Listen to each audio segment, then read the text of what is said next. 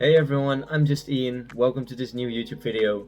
Today I'm gonna talk about some little Dungeons and Dragons Lego stuff. I'm gonna show you some. Um, this is the first video in a new series. I'm just gonna be talking about how to make cool miniatures for your Lego D&D session or your D&D session in general. What parts you can use, how you can utilize them, maybe what story purpose you can give it. This will be part 1 of the series. I'm probably just gonna talk a little bit about the basics, like smaller stuff, and then later I'll get into custom minifigures, I'll get into some locations, specific locations, maybe custom enemies, boss fights. Whatever you find interesting, leave a comment, tell me. I'd really appreciate it. I myself am a first-time dungeon master. I'm hosting a game for a few friends of mine, and well, I have some more information about that game in a different YouTube video called Lego D&D Session 0. Check that out if you don't know what D&D even is. It's a role-playing game where you use dice to make decisions, basically. So for example, you want to jump over a rock, you have to roll the dice to determine how well you did it. So for example, the lower you throw, the worse your jump will be. But I have talked for long enough. It's time to get into some Lego action. Okay, here we are. I put all the Legos right where I wanted it. And let me tell you about some of the little builds I have right here. These are some of the most easy terrain builds you can probably make. For example, this tree isn't really even a build, it's literally just a Lego piece. So it's really nothing too special, but this can really up your D&D game, if you ask me. Personally, I always love using a whiteboard for a map, so I can draw all the locations, and then I'll put these things on to give it a bit more life, a bit more of a spark, and some more things for my characters to interact with. Okay, for example, let's take a random figure from my bin over here. I'm just gonna use this snake warrior for right now. Okay. Attach it to a nice base. And let's place it in a roll. Now, this makes it a lot easier for the characters to interact with stuff. In my opinion, you actually have physical stuff they cannot go through, so they have to go around. Or for example, this is hollow on the back, but this actually hides a little chest. So some players from the angle might see it, some won't, but that's then something they can go ahead and investigate. You can use something like this just as a segue to like another part of the map. It can be a doorway, it can be a gate from a garden. It's a pretty easy build, inspired by Ninjago, as you can quite easily tell. Same goes for this little build, also inspired by Ninjago. There's a jumper right here. So for example, if you have a tree, you can just very easily, well, these don't fit, but if you have a plant or I'm just looking in my D&D stuff right now, a rock. For example, you have a rock, put it right here. Players need to access the gate. Maybe they have to now roll a strength check. 17. Okay. Then they can physically, because it's Lego, break the rock and then head on. So that just adds another layer to your D&D session. And kind of gives it that immersion that everyone likes. I'll show you this tree real quick. It's just a standard Lego tree, but it's round. But yeah, so you have all these mini builds that you can rearrange. Maybe you like want a big rock right in the center. You don't want that. You don't want this. This little build is actually, it's supposed to be like a tree on its side, and then you can go over it using the plank.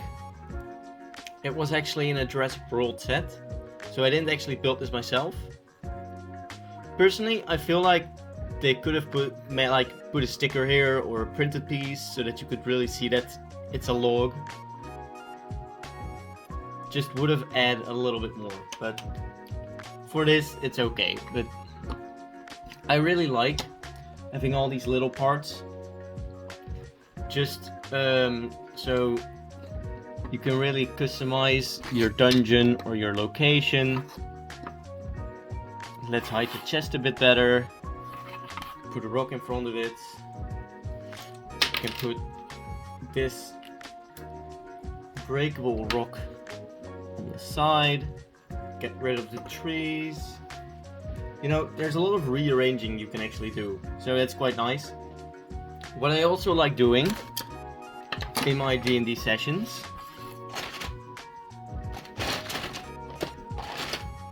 is to add this.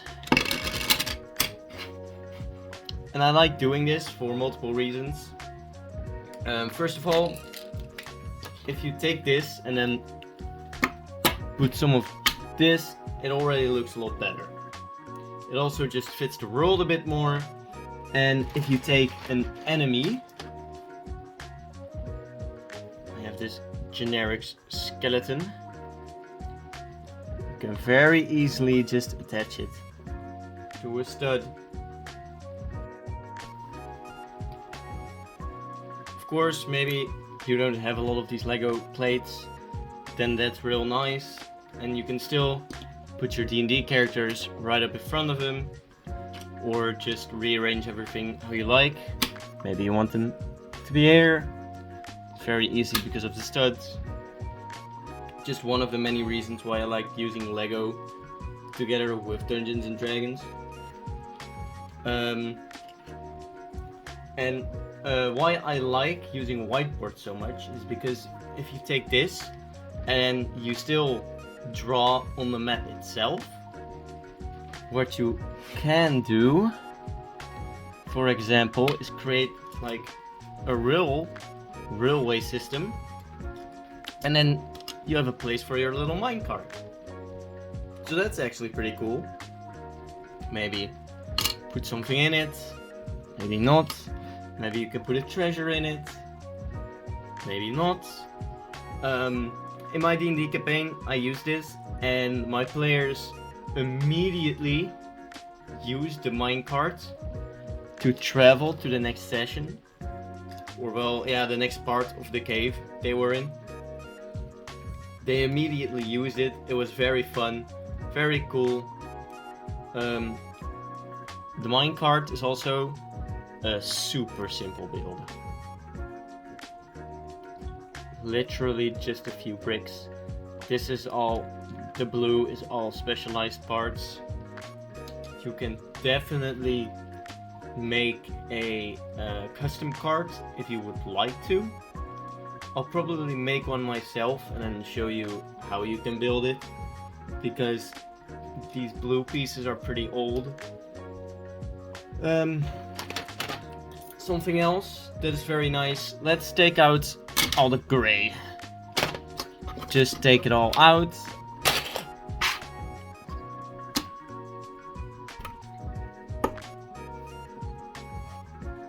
Because I have something else to show you. What you can also make very easily with simple pieces is this. It's a little horse and wagon. Super easy to make. It actually has a way you can get in, so other players can get in, and it also has 2 extra jumpers, so you can put 1 or 2 chests. Or what you could also do is, if you take a player, just put the player on the back. Super easy, very fun as like an encounter, to have your players just go on the road and then find a cart. Maybe a merchant cart, maybe they're bandits. Who knows? You decide. Let me show you the cart a little bit better. It's just a few plates stacked on top of each other. Little chain. This brown piece is relatively new. It's not the newest, but it's fine. Does the job very well. I like using this piece a lot more than, for example, if you would use a simple chair. In my opinion, this just fits better, and it also makes it so you can put another chest here, so you can put 2 chests down. Yeah, but this is a really simple build that really just adds to your D&D game. Something else that is very easy to make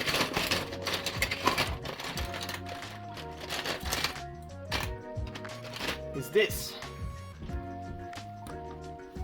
Fire. Literally just 2 transparent pieces. Nothing special, but it really works.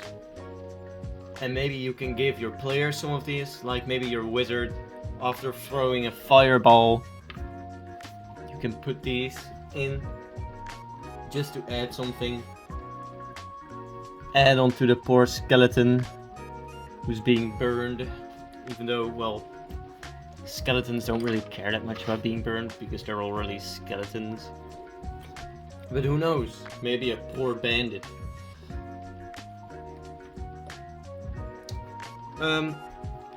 You know, I can talk about this for hours, but I'm gonna leave it right here.